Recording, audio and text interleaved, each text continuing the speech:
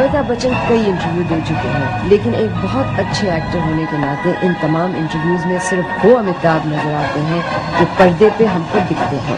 हमने उनको इसके बारे में पूछा। मुझे इंटरव्यू करना मुश्किल होता है? बहुत ज्यादा। क्यों? क्योंकि असली अमिताभ बच्चन कभी दिखता नहीं है किसी को भी। आपके सामने बैठा हूँ जीता जागता।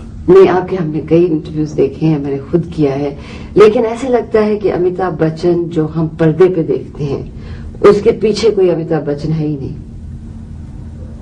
पर्दे पे जो देखती हैं उसके पीछे कुछ नहीं है। उसके मतलब अमिताभ बच्चन जो हम पर्दे पे देखते हैं, जो अमिताभ बच्चन नहीं होता है, जो विजय होता है या कोई और होता है, उसके पीछे कौन है? क्यों जानना चाहती हैं? आप देश के सबसे बड़े स्टार हैं। इसका मतलब नहीं कि आप मेरे बारे में सब कुछ जानें। मैं तो नहीं जानना चाहूंगी, लेकिन सारी दुनिया पूछती रहती है कि कौन है ये आदमी। अब इतना कुछ तो हमने अपना जो है वो दे दिया है, चाहे वो हमारी कला हो, चाहे वो हमारी भावनाएं हो, हमारे इमोशंस हो, इतना कुछ तो दे दिया। अब थोड़ा बहुत तो हमारे लिए छोड़ दीजिए।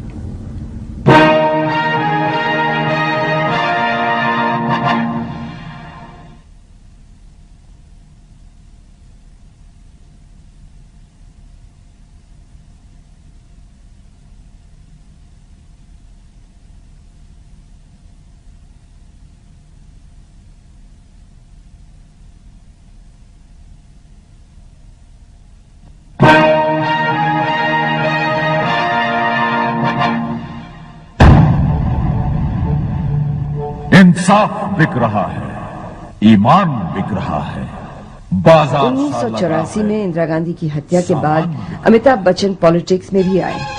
इलाहाबाद से एमपी चुने गए और कुछ महीनों तक चर्चा ये भी होती रही कि शायद वो प्रधानमंत्री बन सकते हैं।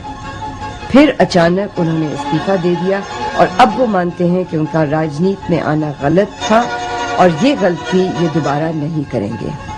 वो एक भावुक स्थिति थी मन में और भावना के ही वश में आकर के मैं राजनीति में गया। मुझे चुनाव लड़ने के लिए कहा गया, उसमें भी मैं चला गया। सौभाग्यवश या दुर्भाग्यवश कहिए, उसको चुनाव जीत दिया मैं और फिर पार्लियामेंट में आ गया।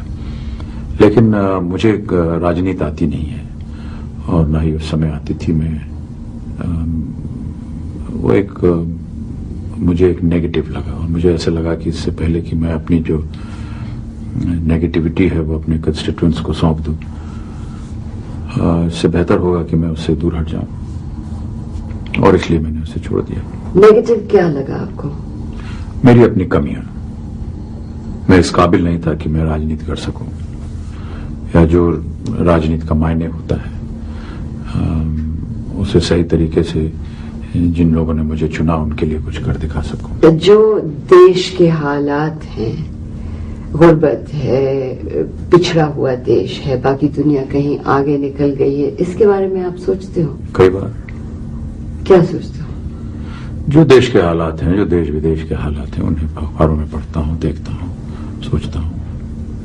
पर दूर से आपको दिखता है कि आपको लगता है कि आपको कोई फिक्र होता है इन चीजों के बारे में? कई बार कई ऐसे इश्यूज हैं जिनके बारे में फिक्र होता है।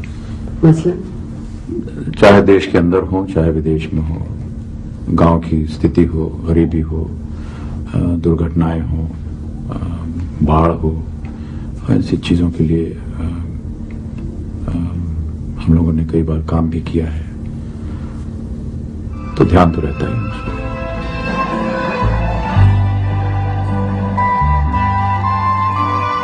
शाम तक शूटिंग चलती रही। अमिताभ बच्चन 90 फिल्मों में काम कर चुके हैं और तकरीबन 30 सालों से उनकी जिंदगी इन स्टूडियोज में ही बीती है। वो मानते हैं कि उनको अभी भी हर फिल्म के लिए उतना ही उत्साह है जो पहले होता था।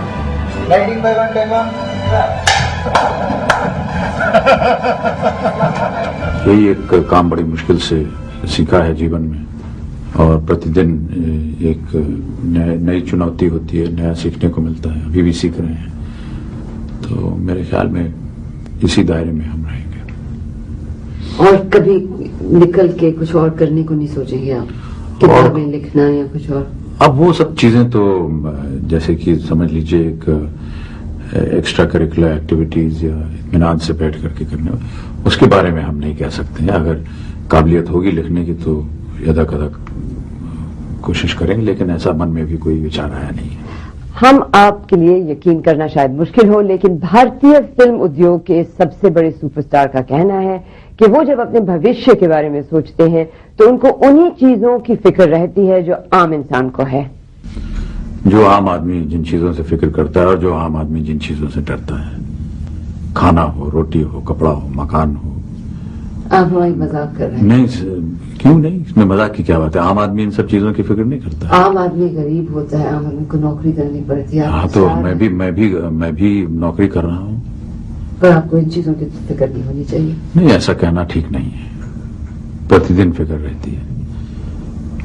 ये कोई जरूरी नहीं है कि आपको अगर ख्याति मिल गई है या आपको थोड़ा सा सम्मान मिल गया है, या मान लीजिए आम आदमी के जो रोजगार हैं आज के मौजूदा हालात में उससे थोड़ा सा ज्यादा आप कमा लेते हैं, इसका ये मतलब नहीं कि उसकी आपको फिक्र नहीं रहती है। ऐसा कहना ठीक ना हो। हमने उनसे पूछा कि शोहरत पाने के बाद उन्होंने क्या कुछ खोया भी है।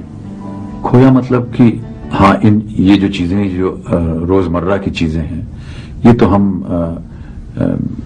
चाहे तो कर सकते हैं, लेकिन किन्हीं वजहों से नहीं करते, क्योंकि हो सकता है इसको करने में कष्ट हो।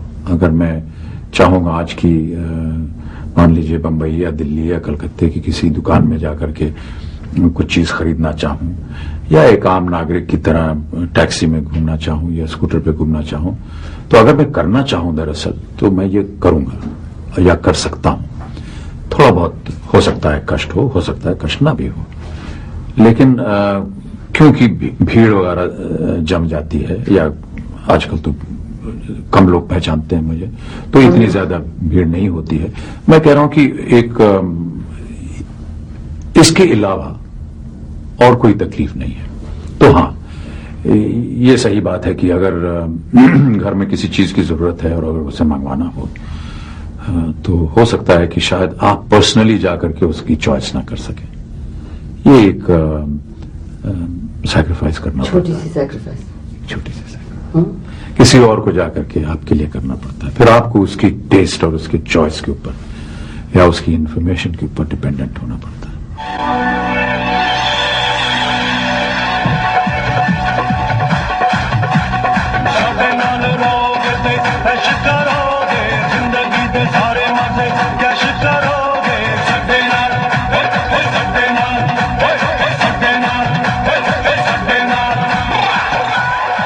Thank you again. Thank you very much.